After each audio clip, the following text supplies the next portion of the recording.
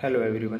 तो class 9th का हमारा नेक्स्ट है चैप्टर 5 जो है इंट्रोडक्शन टू यूक्लिड ज्योमेट्री। ठीक है, तो ये चैप्टर है हमारा, छोटा सा चैप्टर है, इसको कंप्लीट करते हैं। सबसे पहले कि हाँ यूक्लिड ज्योमेट्री में सबसे पहले हम ज्योमेट्री देखते हैं कि ज्योमेट्री का मतलब क्या है। ज्योमेट्री जो है हमारा वो दो शब्द जो है उनसे मिलकर बना, जियो और मेट्री।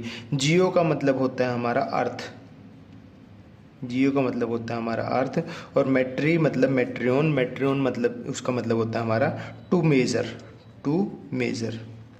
अब क्या है कि ओल्ड टाइम में, पुराने टाइम में क्या होता था कि अर्थ को जो है वो मेज़र करने की ज़रूरत पड़ी। अर्थ को मेज़र करने की ज़रूरत इसलिए पड़ी कि जैसे एग्रीकल्चर, खेती वगैरह करते तो उसके लिए जो है वो ज़मीन को मेज़र करने की, मतलब कि लैंड को जो है वो मेज़र करने की रिक्वायरमेंट हुई। तो जो लैंड का मेजरमेंट था, लैंड मेजरमेंट, उसी से जो है हमारी वो ज्योमेट्री का डेवलपमेंट हुआ, उसी से हमारा ज्योमेट्री का डेवलपमेंट हुआ है। कि जैसे कि हम प्लॉट वगैरह मेजर करते हैं कि लेंथ कितनी है, ब्रेथ कितनी है, एरिया कितना होगा, वो सारी की सारी चीज़ें। ठीक है, तो इस चैप्टर में सबसे पहले हमारे पास क्या है, वैसे तो कुछ साइंटिस्ट वगैरह के बताए हुए हैं कि यूक्लिड क्या था, उसने बुक्स वगैरह लिखी जो भी हैं, पाइथागोरस के बारे में बताया हुआ है। ठीक है, वो सारी चीज़ें आप जो है वो बुक में से देख सकते हो। ठीक है, अब उसके बाद क्या आता है हमारे पास, कुछ डेफिनेशंस आती हैं। ठीक है, जो यूक्लिड्स की थी वो कुछ डेफिनेशन थी। ठीक है, डेफिनेशन क्या है, जैसे कि a point is that which has no part. जैसे कि ये पॉइंट है, इसका कोई पार्ट नहीं होता, ना इसकी कोई लेंथ होती है ना इसकी कोई ब्रेथ होती है। ठीक है, तो ये हमारा a point is that which has no part. उसके बाद है a line is a breadthless length. मतलब कि क्या है कि ये हमारे पास लाइन है, ये मतलब क्या है कि इसकी कोई विड्थ नहीं है, सिर्फ इसकी जो ये है, ये लेंथ है, इसकी को जो है वो विड्थ जो है वो नेग्लिजिबल मान ली जाती है। ठीक है, देखो माइक्रोन में ये है बिल्कुल, बट क्या है कि नॉर्मल जो रूटीन में हम जो पढ़ेंगे, हमारी जैसे एंगल बनाएंगे, लाइन बनाएंगे, उसमें क्या है कि जो इसकी विड्थ है वो नेग्लिजिबल मान ली जाती है, उसको हम मेजर नहीं करते हैं। ओके, उसके बाद थर्ड पॉइंट है हमारा the ends of a line are point. तो अगर ये लाइन है, ठीक है, जो इसके एंड है, ये एंड और ये एंड, ये जो है पॉइंट्स हैं, जैसे ये हैं, ये पॉइंट, ठीक है, और इनको अगर मिलाते हैं तो ये लाइन बन गई। तो जो एंड पॉइंट है लाइन के वो पॉइंट है। ठीक है, a straight line is A line which lies evenly with point on itself. ठीक है, एक स्ट्रेट लाइन है, जैसे ये स्ट्रेट लाइन है, ठीक है, तो इसके ये पॉइंट जो है ये इवनली ऐसे ये पॉइंट जो लाई कर रहे हैं ना, ये ठीक है, ये पॉइंट इवनली लाई कर रहे हैं, और इनको अगर ज्वाइन करते हैं तो ये एक स्ट्रेट लाइन बन जाती है हमारे पास। ठीक है, a surface is that which has length and breadth only. ठीक है, एक सरफेस जैसे कि ये सरफेस ले लिया, ठीक है, मैंने ये सरफेस ले लिया। ठीक है, a surface is that which has length, ये हमारे पास लेंथ होगी और ये हमारे पास ब्रेथ या इसकी विड्थ होगी। ठीक है, ये दो चीजें होती हैं सरफेस के पास। The end point of a surface are line. तो जो सरफेस हमारा, जैसे ये सरफेस बना है, इसके जो एंड पॉइंट है, जैसे अगर इस साइड में देखें तो ये भी एक लाइन है, यहाँ पे देखें तो ये भी एक लाइन है, ये भी एक लाइन है और ये भी एक लाइन है। तो यही है कि end point, ends of a surface क्या है, लाइन्स हैं वो। ठीक है, a plane surface is a surface which lies evenly with straight line on itself. ठीक है, तो क्या है कि जो ये सरफेस, हमने ये सरफेस लिया है, ठीक है, इस पे ये ऐसे स्ट्रेट लाइन जो है वो लाई करती है इवनली, ये ऐसे। ठीक है, ये हमारी जो है वो 7 डेफिनेशन थी। A point is that which has no part, a line is breadthless length, the end of a line are point, a straight line is a line which lies evenly with the point on itself, a surface is that which has length and breadth only, the ends of a surface are lines, a plane surface is a surface which lies evenly with straight line on itself। ठीक है, तो ये थी हमारी कुछ definition. उसके आगे का पार्ट हम नेक्स्ट पेज पे देखते हैं। ओके, तो नेक्स्ट है हमारे पास पोस्टुलेट्स एंड एक्सियोम्स। अब पोस्टुलेट होते हैं कि एजम्पशंस, वो एजम्पशंस जो कि that were specific to geometry, जो ज्योमेट्री में ही यूज होती हैं, वो एजम्पशंस जो स्पेसिफिकली ज्योमेट्री में ही यूज होती हैं उनको हम पोस्टुलेट्स बोलते हैं। ठीक है, और एक्सियोम्स, हमारे पास एक्सियोम्स होती हैं कि कॉमन नोशन। ठीक है, कॉमन नोशन जो कि हम through out mathematics, assumptions use through out mathematics, मतलब कि ज्योमेट्री के में भी यूज हो सकती हैं और हमारे अर्थमेटिक में भी यूज हो सकती हैं, वो उनको बोलते हैं हम एक्सियोम। वो एजम्पशन जो हमारी मैथ के अदर पार्ट में या लाइफ के अदर पार्ट में भी यूज हो सकती हैं, लाइफ में कहीं भी यूज हो सकती हैं, उनको हम एक्सियोम बोलते हैं। जो स्पेसिफिकली ज्योमेट्री वाले पार्ट में ही मैथ की यूज होती हैं, उन एजम्पशन को हम पोस्टुलेट्स बोलते हैं। अब हमारे पास एक्लिड की कुछ एक्सियोम्स हैं, वो हम नेक्स्ट पेज पे देखेंगे, और पोस्टुलेट्स हैं, ठीक है, वो हम नेक्स्ट पेज पे देखते हैं। तो फर्स्ट हमारे पास है एक्लिड्स एक्सियोम, ठीक है, एक्लिड के कुछ एक्सियोम्स, जो वो एजम्पशंस जो हम थ्रू आउट मैथमेटिक्स यूज करते हैं, नॉट स्पेसिफिक टू ज्योमेट्री। जैसे फर्स्ट है हमारे पास, things which are equal to same things are equal to one another. तो यहाँ पे ये कह रहा है कि things which are equal to same thing, मतलब जैसे मैं बोल देता हूँ कि A is equal to C, A is equal to C, और B is equal to C, ठीक है। ये हमारे पास यहाँ पे यही चीज कह रही है, things which are equal to same things. दो थिंग्स जैसे ए और बी, दो चीज है हमारी, वो इक्वल टू सेम थिंग, मतलब ए भी हमारा सी के इक्वल है और बी भी हमारा सी के इक्वल है। तो यहाँ से हम कह सकते हैं are equal to one another. तो हम यहाँ से कह सकते हैं कि A is equal to B, जो कि हमें वैसे भी पता है, बट ये हमें तभी है कि ये स्टार्टिंग में ये एजम्पशन हमारे इक्लिड ने दी थी कि अगर ए सी के इक्वल है और बी भी हमारा सी के इक्वल है, तो हम ये कह सकते हैं कि ए और सी आपस में इक्वल है, ठीक है। ओके, तो ये थी हमारी फर्स्ट एक्सियोम। सेकंड है हमारे पास, सेकंड है if equal are added to equals the whole are equal. If equal are added to equal the whole are equal, इसका मतलब ये है कि अगर मैं यहाँ पे लूँ कि A is equal to B, ठीक है, इक्वल है ये, a equal are added to equal, और मैं ले लेता हूं यहाँ पे C is equal to D, ये ले लिया मैंने, ठीक है।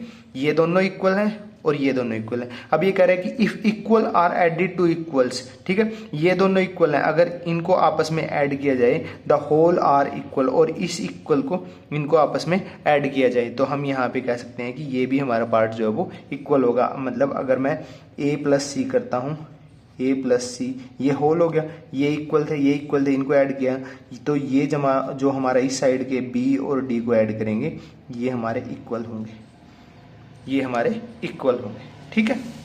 उसके बाद थर्ड एजम्पशन है, एक्सियोम है हमारी, if equal are subtracted from equal the remainder are equal. अब यहाँ पे हमने ऐड किया था, यहाँ पे सब्ट्रैक्ट किया, जैसे कि A is equal to B है हमारे पास और सी इज इक्वल टू डी है हमारे पास, ठीक है। अगर मैं a माइनस सी करता हूँ, a माइनस सी करता हूँ, ठीक है, तो ये किसके इक्वल होगा, ये हमारा b माइनस डी के इक्वल हो जाएगा, b माइनस डी के इक्वल। या ऐसे कर रहे हैं तो c माइनस a कर रहे हैं, तो यहाँ d माइनस b, ये चीज है यहाँ पे।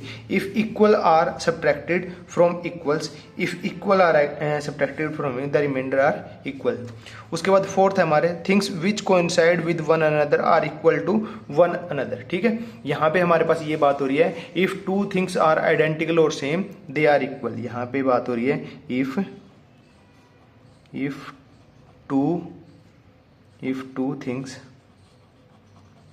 If two things are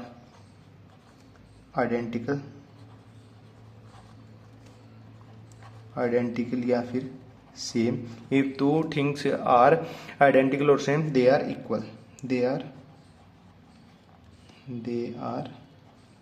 equal, ठीक है। उसके बाद फिफ्थ है the whole is greater than part. The whole is greater than part का मतलब ये है कि अगर मैं यहाँ पे फोर्थ तो वहीं पे कर दिए, फिफ्थ है हमारे पास the whole is greater than part, ठीक है। अगर मेरे पास ये लाइन है, अगर मेरे पास ये लाइन है, ये ए बी लाइन है, ठीक है, ये होल, ये कंप्लीट लाइन है, ठीक है। अगर मैं इसका एक पार्ट ले लूँ, जैसे यहाँ पे ये है, ये सी डी पार्ट ले लिया, तो क्या है, the whole is greater than part, मतलब कि ये ए बी जो है ये ग्रेटर होगा किससे, इस सी डी पार्ट से, इसके ये पार्ट से ग्रेटर है। अगर मैं ये ए सी पार्ट ले लेता हूँ तो ए बी जो है वो ग्रेटर होगा ए सी के।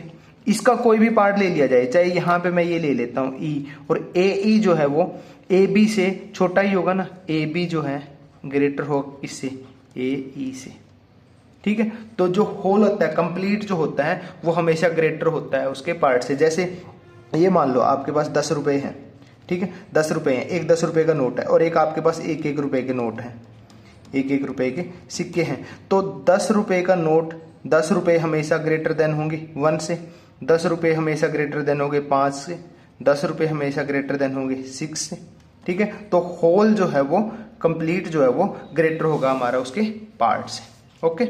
उसके बाद हमारे पास 6 है, things which are double of the same things are equal to one another, ठीक है। Things which are double of the same thing, तो ये है यहाँ पे नेक्स्ट पेज पे, यहाँ पे देखते हैं, यहाँ पे हमारे पास things which are double of the same thing, मतलब ये है कि A is equal to 2C है और B जो है हमारा इक्वल टू 2C है। Things which are double of the same thing, ये सेम थिंग है, ये इस जो A है जो है वो डबल है C का और B जो है वो भी डबल है C का, तो इसका मतलब ये कह रहा है कि ये जो दोनों चीज हैं A और B ये भी हमारे इक्वल होंगे।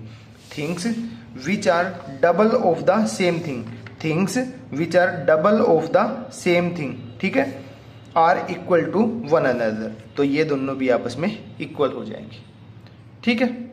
तो ये थे हमारे 6 जो है एक्सियोम। इसके बाद हमारे पास 7th एक्सियोम भी है, वो हम नेक्स्ट पेज पे देखते हैं। आई होप कि आपको ये समझ में आए होंगे।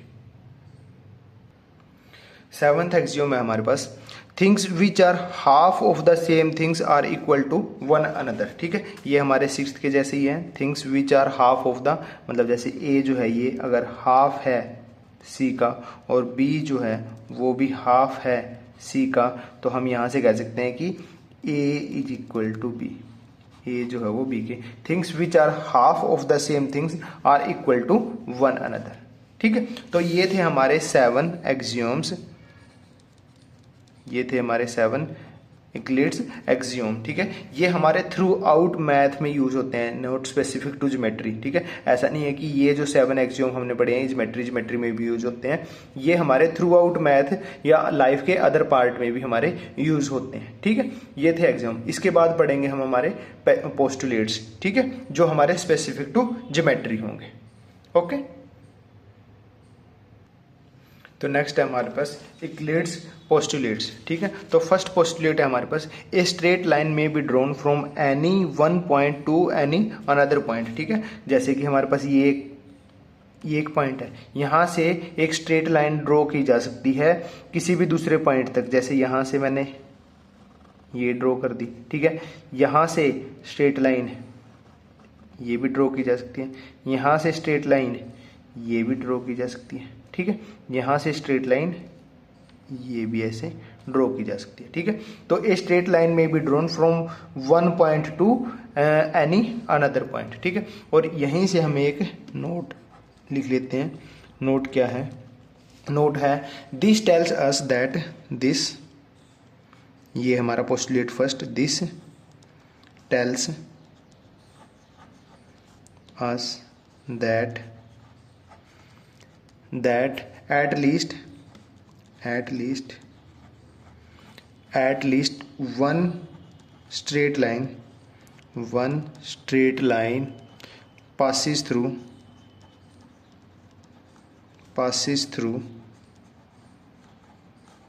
at least one straight line passes through two distinct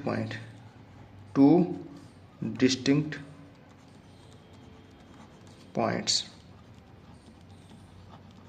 ठीक है। This tells us that at least one straight line passes through two distinct point. देखो टू डिस्टिंक्ट पॉइंट से एक स्ट्रेट लाइन तो पास करेगी ही करेगी, क्योंकि एक ये पॉइंट था, एक ये पॉइंट लिया तो यहाँ से एक स्ट्रेट लाइन पास कर रही है, यहाँ पे लिया तो यहाँ से एक, यहाँ पे पॉइंट लिया तो ये ऐसे, यहाँ से लिया तो ये ऐसे, ठीक। तो ये थे हमारे पास पोस्टुलेट 1। सेकेंड है हमारे पास a terminating line can be produce indefinitely मतलब कि अगर ये टर्मिनेटिंग लाइन है, ठीक है, तो इसको हम दोनों साइड में ऐसे प्रोड्यूस कर सकते हैं और कहीं तक भी इसको इस साइड में भी प्रोड्यूस किया जा सकता है, कहीं तक भी, ठीक है, ओके। थर्ड है हमारे पास a circle can be drawn with any centre and any radius, ठीक है। जैसे कि यहाँ पे सेंटर लिया, ये ड्रॉ कर लिया, यहाँ पे सेंटर लिया, ये ड्रॉ कर लिया, यहाँ पे सेंटर लिया, ये ड्रॉ कर लिया, तो किसी भी रेडियस का और कहीं भी सेंटर मान के जो है वो एक सर्कल ड्रॉ किया जा सकता है, ओके। उसके बाद है हमारे पास फोर्थ है all right angles are equal to one another. Right angle हमारा कितने का होता है? राइट एंगल हमारा 90 डिग्री का होता है, तो सारे के सारे जो भी राइट एंगल ड्रॉ किए जाएंगे वो इक्वल होंगे। ठीक है, यहाँ पे ऐसे ये राइट एंगल 90 डिग्री का, या मैं ऐसे ड्रॉ करूँ 90 डिग्री का, ये इक्वल होंगे सारे के सारे। ओके, तो ये हमारे थे 4 पोस्टुलेट। 5th पोस्टुलेट जो है हमारा इंपॉर्टेंट है, वो हम नेक्स्ट पेज पे देखते हैं। तो 5th पोस्टुलेट है हमारा, if a straight line falling on 2 straight line makes the interior angle on the same side if taken together